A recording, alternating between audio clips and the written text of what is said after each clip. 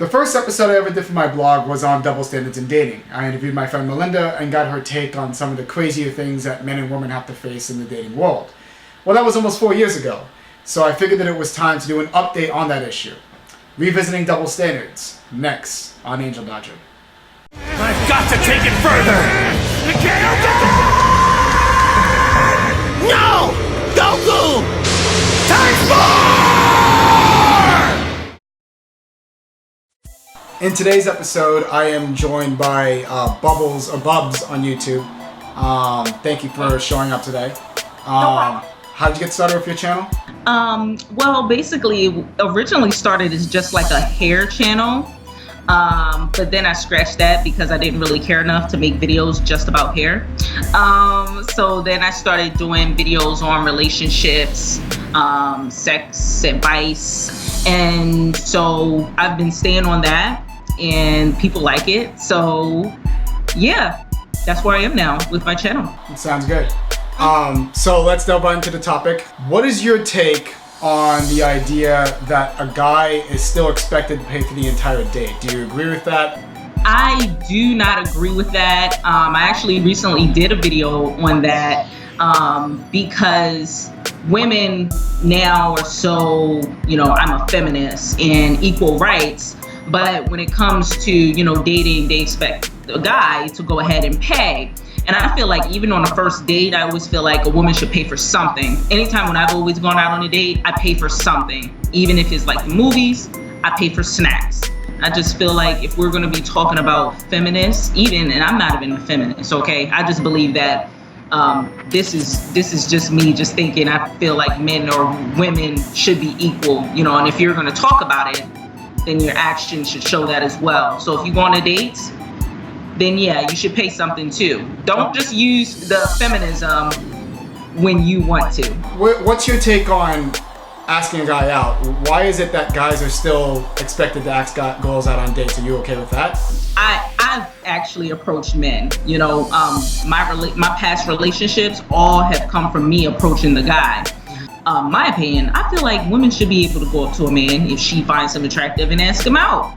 I don't see anything wrong with that. I've never had a problem with it. I've done it. Guys like it. I know how society looks at it as a woman being desperate or aggressive, but when you're actually the person doing it and the guy reciprocates, he likes you the same, it's not really taken that way with him. He's not turned off or anything. I've never been rejected by it, so it's not really a big deal from what I've seen, but society does look down on it. Which I don't really understand. If you like a guy, then go up to him and talk to him. It's not really a big deal. Yeah, it's really not. I just wish that more people would understand this. It's nice to see the female perspective. Somebody from the female perspective understand it. But my next question would be, what's your idea, or what's your take on the idea that if a guy sleeps with a lot of girls, they're considered to be a player. But on the other hand, if a woman sleeps with a lot of guys, they're considered to be a slut. What's your take on that?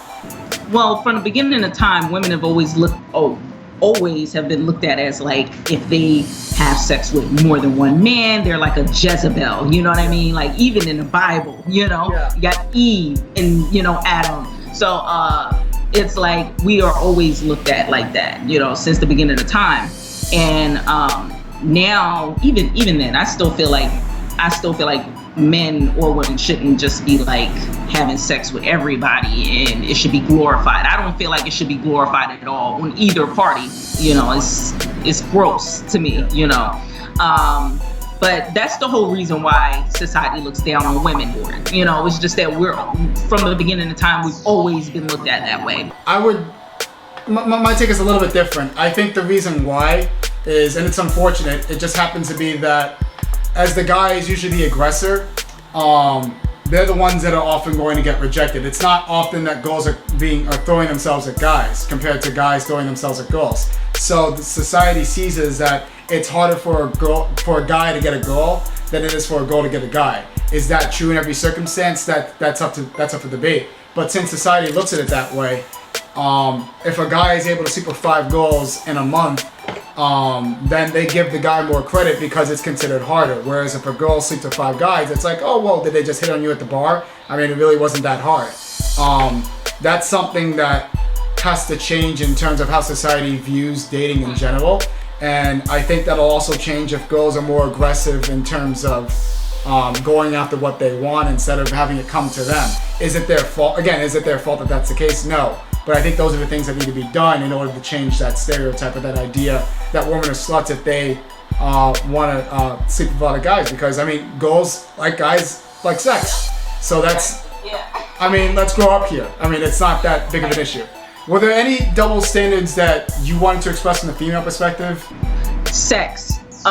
When it comes to, and the one thing I don't like is how society looks at it like, men are the only ones who need to be satisfied during sex, or if they're not satisfied, then it's like the worst thing ever. But it's women out here who are like freaking 40, 35, and they've never even experienced an orgasm. Like, men really do not take the time to really explore the women they're with.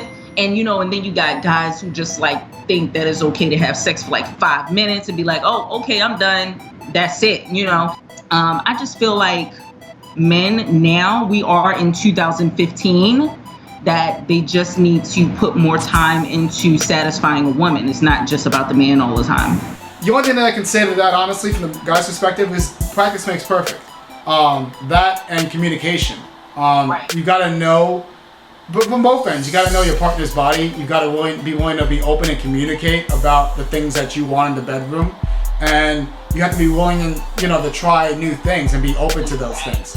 And I think that's the problem, is that like women should have no problem going up to a guy, their boyfriend or their lover, and just saying, you're not getting it done. But I'm willing to try, and I'm willing to, work with you, and just, be mature about it and just go about it that way. I think that's the key to making sure that both parties are equally, happy in the bedroom. And I think the world would be a better place if women spoke up, because they don't. And like you said, they're not aggressive enough to go up to a guy and say, hey, I think you're cute. Go ahead and give me your number. So if women put themselves out there more and, communicate, I feel like it would make things so much better between men and women. I really do. You have a YouTube channel.